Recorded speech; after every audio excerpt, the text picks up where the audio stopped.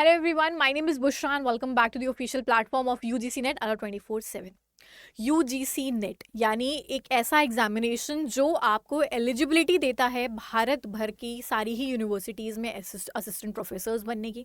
साथ ही साथ जब आप पीएचडीज़ के लिए जाते हैं तो वहाँ पे आपको स्कॉलरशिप्स जो है वो भी प्रोवाइड करी जाती हैं। तो आखिर ये एग्जामिनेशन जो कि इतना इंपॉर्टेंट एग्जामिनेशन है, एक नेशनल लेवल एग्जामिनेशन, ये ज़रूरी क्यों है, इससे आगे के क्या क्या रास्ते हैं, इन सारी ही चीज़ों के ऊपर आज के इस सेशन के अंदर मैं और अंशिका मैम आपके साथ में डिस्कशन करने वाले हैं। तो ma'am, without wasting any further ado, let's get started with this particular session. जी बिल्कुल।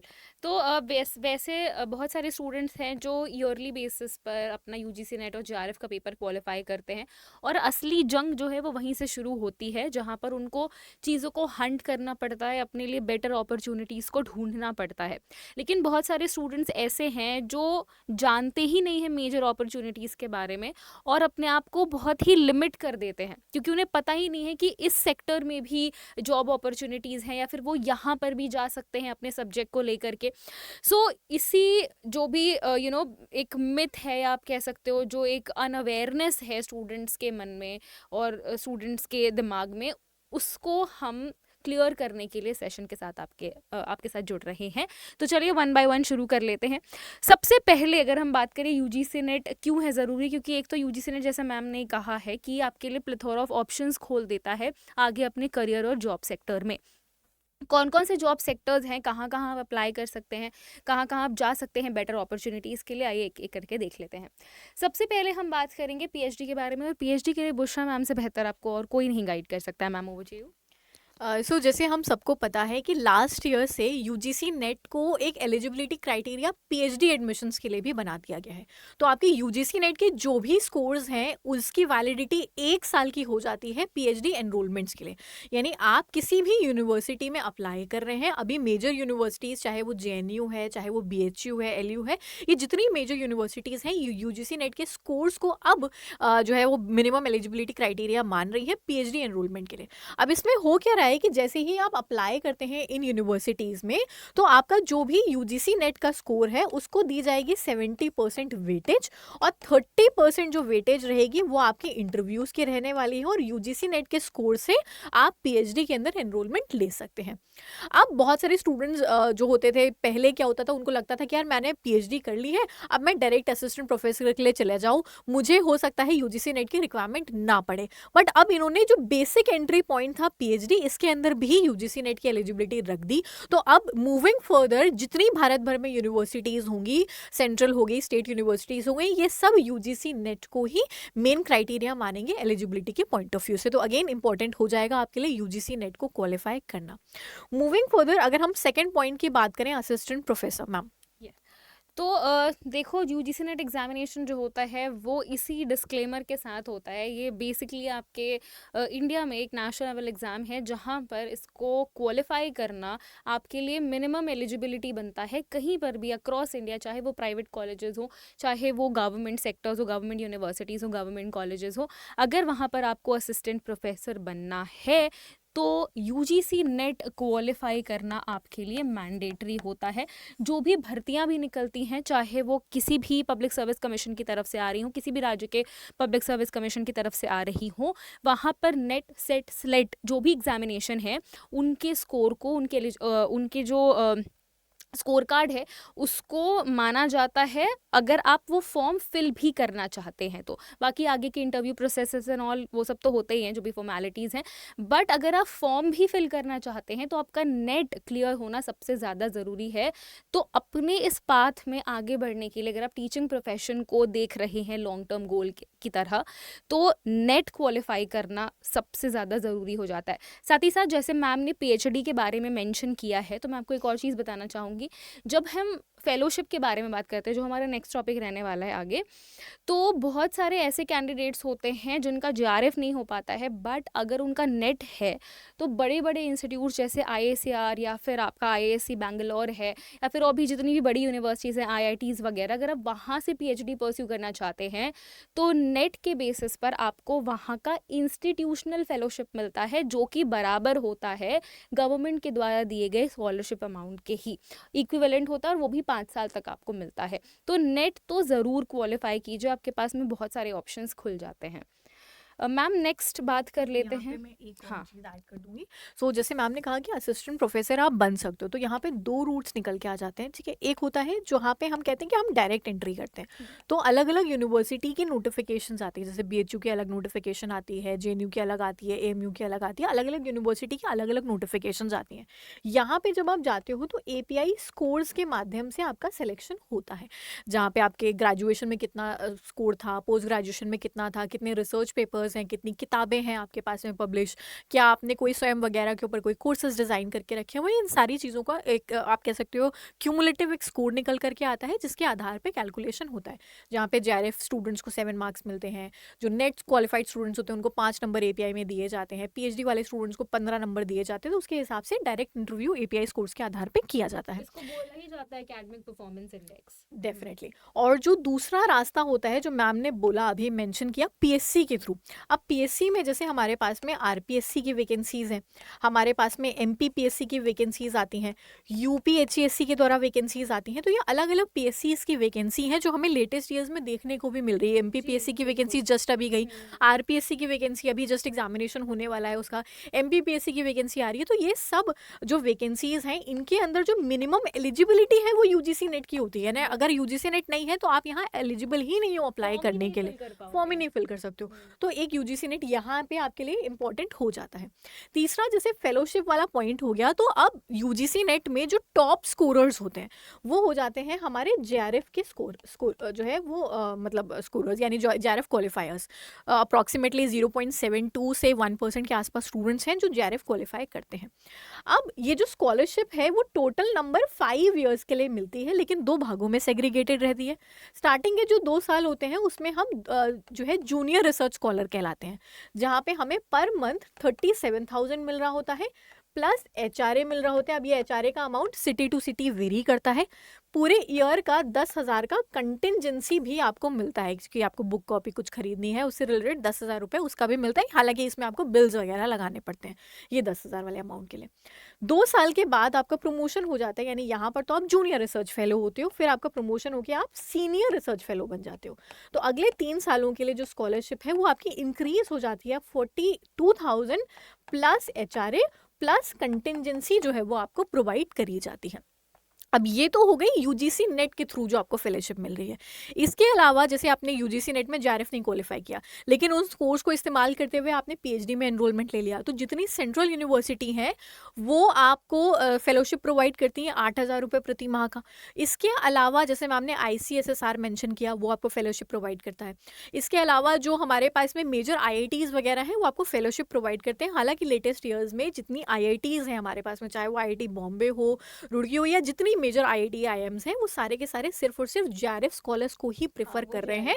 उन्होंने एलिजिबिलिटी में ही लिख दिया कि सिर्फ JRF वाले अप्लाई करो। तो अगेन वहां तक भी पहुंचना है, अगर आपको IIT IIMs से भी PhD करना है तो भी आपको JRF तो क्वालिफाई करना पड़ेगा, क्योंकि वो तो मिनिमम एलिजिबिलिटी बन गई हमारे लिए। नेक्स्ट अगर हम पॉइंट की बात करें मैम, प्राइवेट जॉब्स, क्योंकि हम खुद भी प्राइवेट जॉब में ही हैं, तो देखो प्राइवेट जॉब में आपके पास में जैसे जो CV होता है वो बहुत इंपॉर्टेंट रोल प्ले करता है। अब अगर आप CV को किसी के देखते हो और वहाँ पर किसी के CV में लिखा है कि वो बंदा नेट JRF क्वालिफाई है, और वहीं पर सेम जॉब के लिए अप्लाई कर रहा कोई बंदा, उसने सिर्फ नॉर्मल मास्टर्स किया हुआ है, नेट भी नहीं है, JRF कुछ भी नहीं है, तो ऑफकोर्स जिस बच्चे ने नेट JRF क्वालिफाई किया होगा वो आउटस्टैंड करेगा out of all those CVs and जो भी जॉब एप्लीकेशंस आए हुए हैं। उसके अलावा जैसे कि इंग्लिश लिटरेचर के जो बच्चे होते हैं उनके पास एडिटोरियल सेक्टर में बहुत अच्छी जॉब्स होती है। जो आपके EVS के बच्चे होते हैं उनके पास EIA सेक्टर में जॉब करने की बहुत अच्छी अपॉर्चुनिटी होती है। इनफैक्ट जो एनवायरमेंटल साइंस के बच्चे हैं वो बहुत सारे लाइक जो फैक्ट्रीज होती हैं, इंडस्ट्रियल जॉब्स जो होती हैं वहाँ पर भी अप्लाई कर सकते हैं, रिमोट सेंसिंग डिपार्टमेंट्स में अप्लाई कर सकते हैं। तो यहाँ पर बहुत सारे आपके पास में जो है वो ऑप्शंस प्राइवेट जॉब के खुल जाते हैं। जिन लोगों को रिसर्च का बहुत शौक है बट किसी रीज़न से नहीं हो पाते, वहाँ पे बहुत सारे ऐसे प्राइवेट लैब्स हैं जहाँ पर टेस्टिंग होती है, वो वहाँ पर भी जॉब के लिए अप्लाई कर सकते हैं। तो आपके पास में बहुत सारे प्राइवेट जॉब्स हैं जो कि आप के एलिजिबिलिटी या आपका जो सब्जेक्ट है उसके थ्रू रिक्वायर्ड होते हो आप। और आप जितने भी ये पोर्टल्स होते हैं जहाँ पर आप अप्लाई करते हो, फॉर प्राइवेट जॉब्स, वहाँ पर आपको हंट करते रहना चाहिए, अपनी सीवी अपलोड करो, कनेक्शंस बनाओ, जितने भी आपके पास में प्लेटफॉर्म्स हैं वहाँ पर ज़्यादा से ज़्यादा लोगों के साथ में कनेक्ट कीजिए। जितनी कनेक्टिविटी, जितनी नेटवर्किंग आप करोगे, उतना आपका नेटवर्क बढ़ेगा और आपके पास में अपॉर्चुनिटी प्राइवेट सेक्टर में भी बहुत सारी आएंगी। मैम, कॉमर्स को लेकर के अगर हम प्राइवेट जॉब की बात करें तो क्या अपॉर्चुनिटीज़ आती हैं? मैम प्राइवेट जॉब में एक हम्म, तो हम ये भी इंक्लूड कर सकते हैं कि हम्म, आप प्राइवेट कॉलेजेस में भी असिस्टेंट प्रोफेसर बिल्कुल, बन सकते हो। हाँ, जैसे अगर पीएचडी भी मैं आप कर सकते हो साथ में डेफिनेटली, साथ। जैसे मैं मैनेजमेंट की बात करूं, तो मैनेजमेंट में जितने एमबीए कॉलेजेस हैं वो गवर्नमेंट से ज़्यादा पे स्ट्रक्चर प्रोवाइड करते हैं। मतलब आप देखो, नीति मुंबई से लेकर के इतने सारे हमारे पास में प्राइवेट कॉलेजेस हैं जिनका इतना, मतलब आप कह सकते हैं पे स्ट्रक्चर हाई है कि गवर्नमेंट का पे स्ट्रक्चर उसके आसपास भी नहीं है। तो एक ये बहुत अच्छी अपॉर्चुनिटी हो जाती है असिस्टेंट प्रोफेसर्स अगर बिल्कुल, आपको बनना है टीचिंग के लिए उन भी। कॉलेजेस में। मतलब बहुत सारी प्राइवेट यूनिवर्सिटीज़ हैं जो एट पार प्रोवाइड कर रही हैं आपको सैलरीज, तो आप वहाँ पे भी टारगेट कर सकते हैं। जैसे जयपुरिया से लेकर के बहुत सारी यूनिवर्सिटीज़ हैं हमारे पास में जो अलग अलग मल्टी स्ट्रीम्स में। डिसिप्लिनरी है, वो डेफिनेटली मैम, मल्टी एमिटी हो डिसिप्लिनरी है, हाँ गई, बिल्कुल, हाँ। एमिटी है, जयपुर, इतनी सारी प्राइवेट यूनिवर्सिटीज़ हैं आज के समय पे, बड़ी बड़ी यूनिवर्सिटीज़, आप वहाँ पे जा और सकते हो। उनको डिमांड भी है अच्छे बिल्कुल, एजुकेटेड टीचर्स की। बिल्कुल। तो और बच्चे अप्लाई नहीं करते हैं मैम बिल्कुल वहाँ पे। वहाँ वो, क्योंकि एक नोशन बना हुआ है ना हाँ, कि government job, government job, government job, एक स्टेबिलिटी है वहाँ पर, हम लाइक परमानेंट हो गए, सब कुछ ऐसा है। बट फिर आपकी क्रिएटिविटी भी कहीं ना कहीं नहीं निकल करके आ वो पाती हासिल है, नहीं हो वो पाता। हासिल नहीं हो पाता, फिर आप अपने लिए कुछ बेटर नहीं सोच पाओगे। आपको लगेगा अरे यार हो गया, चलो 60 साल तक नौकरी पक्की है, रिटायरमेंट लेके यहीं से चले जाएंगे। बट मुझे ऐसा लगता है कि आजकल ऐसा हो गया कि अगर जो टॉप की प्राइवेट कंपनीज हैं वहाँ पर काम करना आपके स्टैंडर्ड ऑफ लिविंग को भी बढ़ाता है, और साथ ही साथ वो कहीं ना कहीं गवर्नमेंट जॉब के इक्विवेलेंट भी होता जा रहा है। तो वहाँ से इन अ वे, क्योंकि आप कॉमर्स की हो मैम, तो मैं थोड़ा सा इकोनॉमी वाला एंगल भी लेकर आऊंगी कि मतलब अगर सभी लोग अपने लिए इस तरह से सोचें कि हम जॉब मार्केट में आएंगे और हम कहीं ना कहीं कंट्रीब्यूट करेंगे खुद के लिए, फाइनेंशियल इंडिपेंडेंस के लिए, तो वो भी एक, मतलब आप खुद के लिए बेटर अपॉर्चुनिटी बना रहे हो अपने लिए, खुद के लिए। So go for private jobs as well. और साथ में साथ अगर आपको ऐसा लगता है कि नहीं मुझे आगे गवर्नमेंट ही करना है, तो वो एक लॉन्ग टर्म गोल लेकर के चलो। बट ऐसा नहीं है कि सिर्फ गवर्नमेंट के चक्कर में आप जो अभी आपके पास टाइम है उसको वेस्ट करते जाओ। आपके पास पोटेंशियल है, उसको यूज कीजिए। और दूसरा यहाँ पे मैं बता देती हूँ कि जैसे आईसीएसएसआर है हम्म, या यूजीसी है, इस तरीके की जो ऑर्गेनाइजेशन है ये प्रोजेक्ट्स प्रोवाइड करती हैं हाँ, कि यूनिवर्सिटीज़ वाइज या जो भी बड़े बड़े प्रोफेसर्स होते हैं ये अप्लाई करते हैं, अपना एक प्रपोजल बनाते हैं, इनकी स्कीम्स आती हैं, उसके तहत अप्लाई किया जाता है, पैसा मिलता है रिसर्च करने के लिए किसी ना किसी प्रोजेक्ट के ऊपर। कोई भी रिसर्च होती है, जैसे कोई स्कीम है उसकी इम्प्लिसिटी देखनी है या ऐसे करके, तो ये क्या करते हैं, ये अपने अंडर फिर रिसर्च एसोसिएट्स रखते हैं, तो इसके सीएस लिए भी। हाँ। सीएसआईआर के भी जितने भी लैब्स हैं, जैसे हुँ, एनबीआरआई वगैरह हो बिल्कुल। गया, आईटीआर वगैरह हो गया, वहां पर भी प्रोजेक्ट एसोसिएट की आई थिंक हर हफ्ते ही कोई ना कोई वॉक कोई इन ना इंटरव्यू वैकेंसी। हो रहा होता है। एंड मतलब जो फेलोशिप हमने अभी आपको बताई है ना, वही इक्विवेलेंट आपको पे अमाउंट मिलता है। हाँ, कॉन्ट्रैक्चुअल बेसिस पर होता है, परमानेंट नहीं होता है। बट अगेन अगर बट आपको, जैसी स्किल्स आ जाएँगी ना। Yes exactly, skill plus experience आ जाएगा आपको, तो आप और भी जगह जा सकते हो। इनफैक्ट वहीं पे रहते रहते क्या पता आप वहीं उसी जगह से अपनी रिसर्च को भी कंटिन्यू कर लो, क्योंकि आप फेमिलियर हो जाते हो। Again talking about networking. उसके बाद में एक तीसरा पॉइंट आ जाता है हमारे पास में, जो प्राइवेट कंपनीज हैं। आजकल आप जितनी कंपनीज देख लो, चाहे वो कैडबरी देख लो, टाटा उठा लो, कोई कंपनी बड़ी बड़ी उठा लो, सब में एक अलग से डिपार्टमेंट आता है रिसर्च का। आर&डी हर एक कंपनी के अंदर आजकल हो बिल्कुल। रही है। आर&डी में वो चाहते हैं कि ऐसे कैंडिडेट ज्वाइन करें जिनको रिसर्च की नॉलेज है। तो जब आप पीएचडी कर रहे होते हो, आप बहुत सारे डेटा से रिलेटेड टूल्स को स्टडी कर रहे होते हो, बहुत सारे स्टैटिस्टिकल। टेस्ट आप अप्लाई कर रहे बिल्कुल। होते हो। वो जो एक्सपीरियंस है वो यहाँ पे भी अप्लाई होता है। बहुत सारे क्या मैं कहूँगी, 90-95% बच्चा है जो अप्लाई ही नहीं करता है यहाँ पे। और यहाँ पे इतनी बड़ी ह्यूज मार्केट है, रिक्वायरमेंट है यहाँ पे प्राइवेट कंपनीज को रिसर्च वाले माइंडसेट वाले लोगों की। तो एक ये भी ऑप्शन हो जाता है कि आप प्राइवेट के अंदर एंटर कर सकते हैं। बिल्कुल, मैनेजमेंट वाले नेक्स्ट। बच्चे भी जा सकते हैं, वो बिल्कुल। एचआरएम वाले बच्चे भी जा सकते हैं, आपके पास एचआर की भी, सोशल जो वर्क वाले बच्चे होते हैं वो एचआर डिपार्टमेंट में जा सकते हैं। उनके पास भी बहुत ऑप्शंस होते हैं। You just have to like know your path, आपको हम्म। जानकारी होनी चाहिए उस बारे में। नेक्स्ट मैम, ऑनलाइन एजुकेटर भाई। हेलो गाइस, मैं ऑनलाइन एजुकेटर हूँ, और मेरी भी जर्नी ऐसी ही शुरू होती है। मैंने जस्ट मतलब I was struggling with so many things, and then मैंने सोचा कि चलो यार लखनऊ चलते हैं। और मैंने क्योंकि NBRI से कर रखा था ऑलरेडी डेजर्टेशन अपना, तो मैंने अप्लाई करना शुरू कर दिया प्रोजेक्ट्स में। कई बारी मैंने इंटरव्यू भी दिया, क्रैक भी किया इंटरव्यू, बट फिर फॉर सम रीजंस ज्वाइन नहीं कर पाई। एंड देन चलो वो इमोशनल बातें नहीं करेंगे, बाकी जो भी है। फिर I got Order 24/7 as a platform, and I am so very happy. मतलब that was the luckiest day of my life कि मुझे ये प्लेटफॉर्म मिला। और मैं इसलिए लकी फील करती हूँ क्योंकि मैं कंट्रीब्यूट कर पा रही हूँ इतनी स्टूडेंट्स की लाइफ को बेटर बनाने में, या फिर JRF दिलाने में।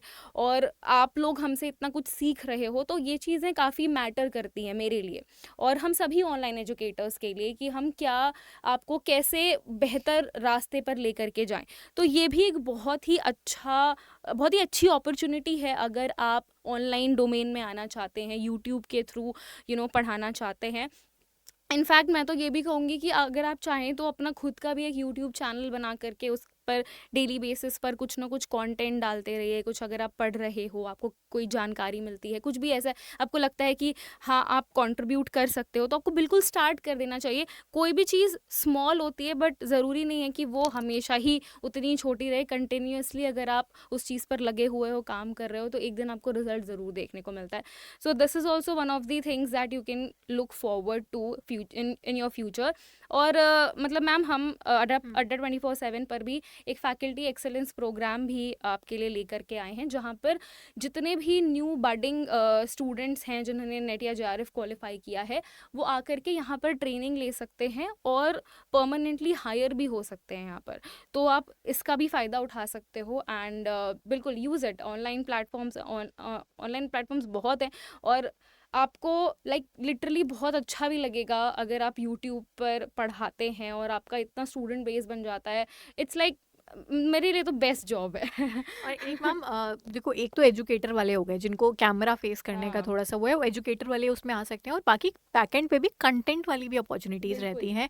हमारे पास भी बहुत सारे बच्चे हैं जो UGC नेट क्वालिफाइड हैं, जो हमारे साथ कंटेंट टीम के अंदर वर्क कर रहे सब्जेक्ट हैं। मैटर सब्जेक्ट एक्सपर्ट्स मैटर, हैं। अब बहुत सारे पब्लिकेशंस हैं जिनकी किताबें वगैरह आती हैं, वो भी हायर करते हैं UGC नेट वाले स्टूडेंट्स को अपने अपने पब्लिकेशन वाले पार्ट पे। तो बिल्कुल। अगेन वहाँ पे भी आप लोग जा सकते हैं। हम्म। नेक्स्ट अगर हम मैम देखें यहाँ पे, तो पब्लिक सेक्टर अंडरटेकिंग्स, तो जैसे PSUs। हमारे या। पास में ONGC आ गया, हमारे हम्म। पास में भारत पेट्रोलियम है हमारे पास में। तो इस तरीके की जितनी पब्लिक सेक्टर अंडरटेकिंग्स हैं, ये बेसिकली जो जॉब्स लेकर के आते हैं, ये लेकर के आते हैं मैनेजमेंट ट्रेनी वाली जो जॉब्स होती हैं। ये वाली जो जॉब्स होती हैं वो मोस्टली आती हैं हमारे दिसंबर वाले साइकिल के पॉइंट ऑफ व्यू से। मतलब ऐसा नहीं है कि जून के साइकिल में नहीं आती है, बट मेजरली ये जो जॉब्स हैं वो दिसंबर वाले साइकिल के अंदर आती हैं। तो UGC नेट दिसंबर साइकिल का जो स्कोर कार्ड होता है, उसके आधार पे डायरेक्ट यहाँ पे रिक्रूटमेंट हो रहा होता है। तो होता क्या है, सबसे पहले आप UGC नेट क्वालिफाई करते हो। दिसंबर वाला जो साइकिल मेन टारगेट रहता है दिसंबर वाले साइकिल के ऊपर, जो भी आपके स्कोर्स आते हैं, अब आप JRF क्वालिफाई करोगे, टॉप स्कोर पे जाओगे, तो डेफिनेटली आपके चांसेस ज़्यादा हो जाएंगे वहाँ पे आपको कॉल करने के। फिर जो पब्लिक सेक्टर अंडरटेकिंग्स हैं, इनके अलग अलग अंडरटेकिंग्स हैं। जैसे आपके स्टील अथॉरिटी हो गई, फिर आपके पास में जो है वो भारत पेट्रोलियम हो गया, IOCL हो गया। तो ये अलग अलग होती हैं, इनकी अलग अलग वेबसाइट्स पे इनकी नोटिफिकेशंस आती हैं। एग्ज़ाम के बाद आती हैं ये वाली नोटिफिकेशंस, या कभी कभी कदार एग्ज़ाम से पहले भी ये नोटिफिकेशन आ जाती हैं। यहाँ पे आप क्या करते हो, डायरेक्टली अप्लाई करते हो। जो भी आपका स्कोर कार्ड होता है, उसके आधार पे फिर आपको कॉल आती है इंटरव्यूज़ की, एंड आपका डायरेक्ट यहाँ पे रिक्रूटमेंट जो है वो होता है। किसी प्रकार का कोई एग्जामिनेशन कंडक्ट नहीं होता है, डायरेक्ट यहाँ पे आपको रिक्रूटमेंट होता है। और मैम मेजर ये हाँ। मेजर ये मैनेजमेंट वाले स्टूडेंट्स हो गए, HR वाले स्टूडेंट्स हो गए, MSW वाले स्टूडेंट्स हो गए, ये अलग अलग सब्जेक्ट के स्टूडेंट्स हैं जिनको यहाँ पे कॉल किया जाता है। आई वोंट से कि ये जितने 84 सब्जेक्ट्स हैं सारे स्टूडेंट्स के लिए है। डेफिनेटली कुछ कुछ स्ट्रीम्स के लिए ये निकलती हैं वैकेंसीज, जिसके ऊपर आपको नज़र रखनी पड़ेगी हाँ, अगेन, बिल्कुल मैं कि वही कहना हाँ, चाह रही थी कि कि आपको नज़र आपको रखनी इन पड़ेगी। जितने भी PSUs हैं, इनके जो करियर सेक्शन है ना, इसको डेली बेसिस पर स्क्रूटनी करनी पड़ेगी इसकी। और साथ ही साथ हम आपको यहाँ अड्डा 24/7 UGC नेट पर भी इससे रिलेटेड जो भी नोटिफिकेशन है उसके बारे में जानकारी देते रहते हैं। तो अगर आप चैनल को सब्सक्राइब करके रखोगे तो भी आपको ये सारी इन्फॉर्मेशन टाइमली मिलती रहेगी, क्योंकि ये सारी चीज़ें लोगों को पता नहीं चल पाती हैं, डेट निकल जाता है, स्किप हो जाता है, और फिर there is no point regretting these things. तो यही है कि थोड़ा सा एक्टिवली आपको JRF या नेट क्वालिफाई करने के बाद अपने लिए रास्ते खुद बनाने पड़ेंगे, ढूंढनी पड़ेंगी चीज़ें थोड़ी सी। सो मैम यूजीसी नेट जैसे हमें पता है कि क्यों है ज़रूरी, तो बहुत ज़रूरी है यूजीसी नेट का एग्जामिनेशन।